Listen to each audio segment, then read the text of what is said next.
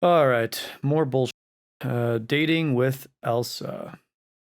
How to drive a woman? Absolutely wild. Be bold from the first interaction. Look, I'd like to cut to the chase.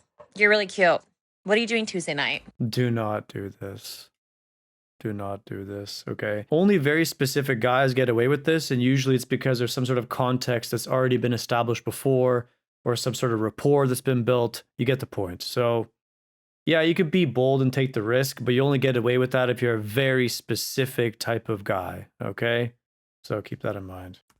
I'd love to take you out and get to know you better. Always make a plan. It's not about how complicated the plan is, it's about having a plan, period. Just get really good at being spontaneous. When you've already been through hundreds of dates, you should have all of this in your memory already. So you can dynamically apply it and just say that you have a specific plan. Most often, the only time you have to plan ahead is for a dinner reservation. For everything else, you can usually get by fine. Just say you have a plan, but secretly have a spontaneous and just be very decisive. She won't be able to tell the difference. Let's be honest.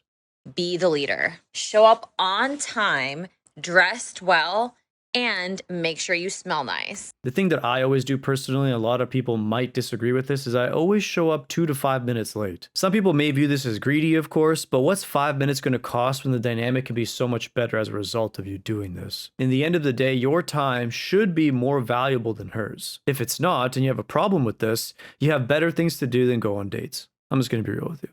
Touch her organically throughout the date. A long hug, a little touch on the shoulder, maybe even brushing her thigh, hand on her lower back. You get the gist. Be a gentleman. Open doors, pick up the check, and schedule the next date while you're on the first one. Never do this, okay? The only girls that love this are girls that are control freaks or girls that want endless validation and security. This is not something you do. You always want to keep it a little bit open-ended when you can. You tell her you had a good time and you close the date.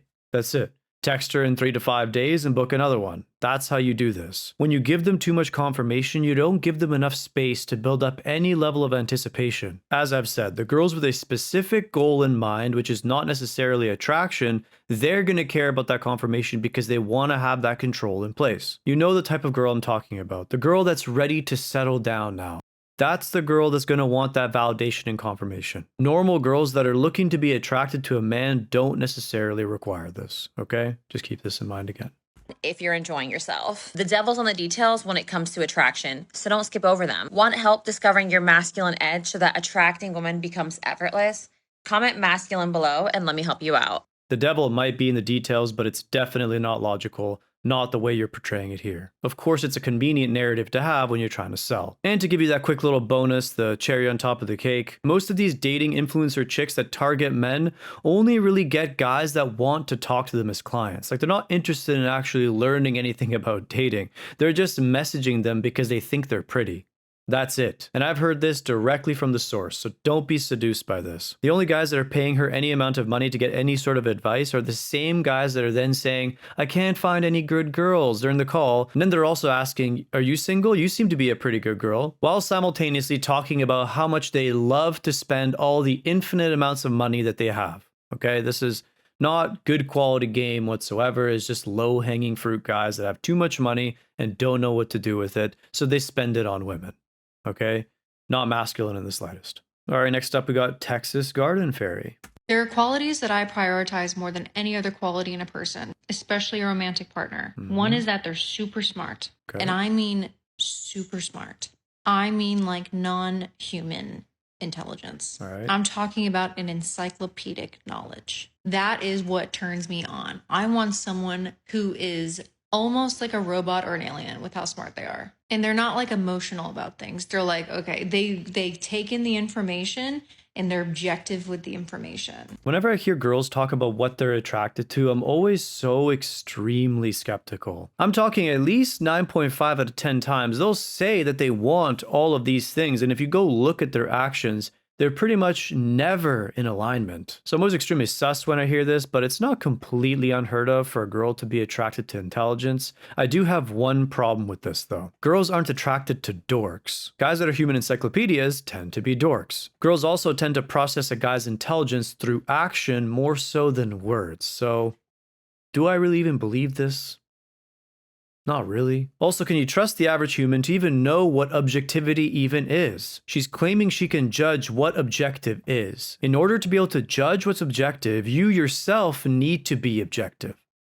That doesn't make much sense, does it? Most of the time, what this actually means is this. You agree with the narrative that I believe in. Because what really is the objective truth? There's a lot of problems with this idea in modern society. There's never been a collective agreement on a singular objective truth. But anyway, I'll end that rant for now. I'm not really like that. I can take in information, but I'm going to have a little bit of bias. I love people who are just like, nope, this is what it is. People who can read a book in like a day and retain all the information in the book. Why would you not want that in person? That is the number one thing. Are they a little sensitive to noise? Maybe. Do they miss some social cues sometimes? Sure. That's all fine with me. 2, I want someone who's disciplined. Competence and discipline, second biggest turn on. These are people who run marathons. They have super strict diets. They have rigorous routines, grueling work schedules. Huge turn on. And 3, obsessed with me.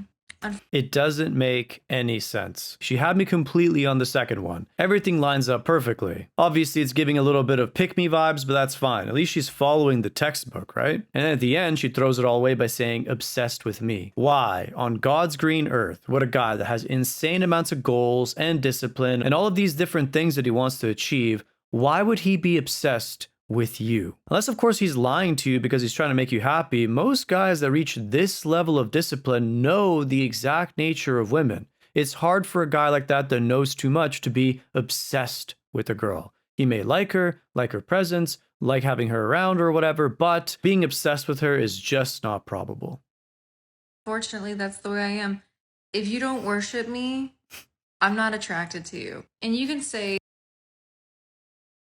it's always some bullshit, guys. Some of them will get 9 out of 10 points correct, but there's always going to be that one rock you turn over and you'll be like, so close. It's never all the way. It never is. There's always got to be some cognitive dissonance lurking in there somewhere. I'd be worried she's a guy, honestly, if there wasn't. Genuinely. that is what it is, okay? You can make any kind of conclusion you want about who I am as a person based off that information. But at the end of the day, it is what it is, isn't it? I need someone who is obsessed with me and who thinks that the sun rises every day because I'm alive. And I think that's the way it should be. I'm obsessed with me. I think you should be too, especially if you're a man. 3 things I look for in a partner.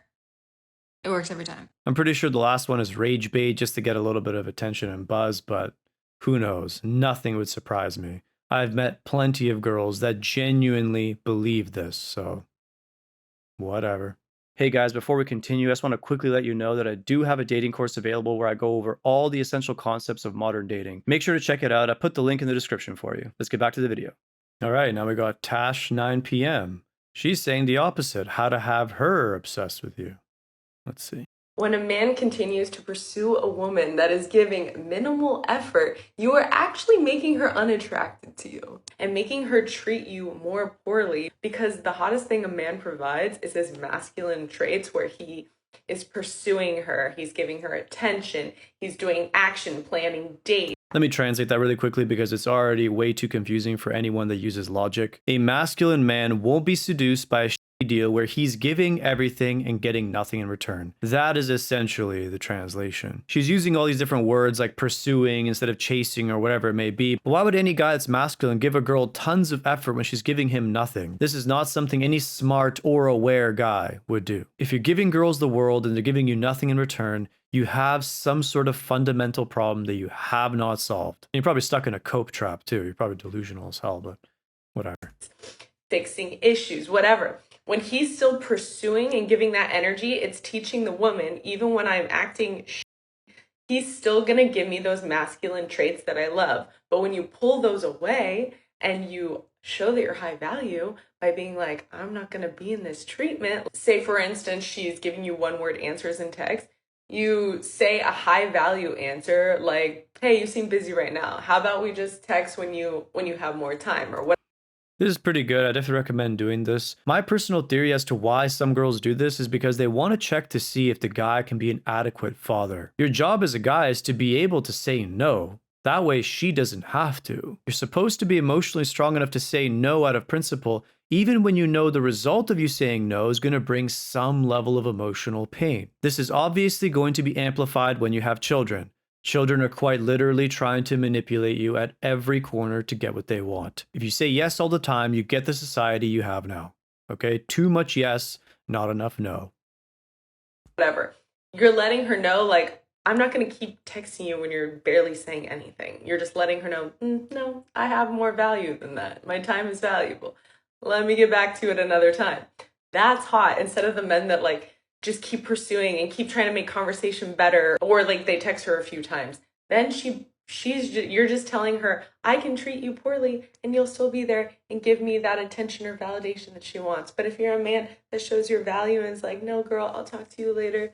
Let's figure out a time when you're not so busy. That's hot. She's gonna be like, oh, I can't just walk all over this man. Like, it's funny to see the contrast of what this girl is saying versus the previous one. Any guys watching this video that has a shred of principle in his body will understand what the correct approach is. It is impossible, and I repeat, impossible to simultaneously be the leader that a girl needs while being obsessed with her. If you're obsessed, you're biased. When you're biased, you don't make quality decisions. Objective decision making requires you to know the exact reality of what's going on at all times. No sugar and spice on top. If I'm being completely honest with you guys, a fraction of a percent of men can actually pull this off. And I know a lot of guys that have a lot of money, and even they can't always do this. They still cling on to their biases and allow chaos into their life. When it comes to women, that is. When it comes to business, they can typically make good decisions. When it comes to women, they make horrible decisions. There's something daddy has that I want, and I'm gonna act my best now because I want him, because he's different. Like, that's hot. Follow my page. I'm here to help the men out. Women get so much help when it comes to dating and how to have the power, but no, men need the power now. I love you. In this case, she's telling the truth, but unfortunately for her, the only clients she's ever going to get are guys that want to be with her, and that is it. Good for her, I guess. She'll make a bunch of money off of guys that are unable to be helped. If you like this video, like and subscribe. Make sure to check my links in the description below.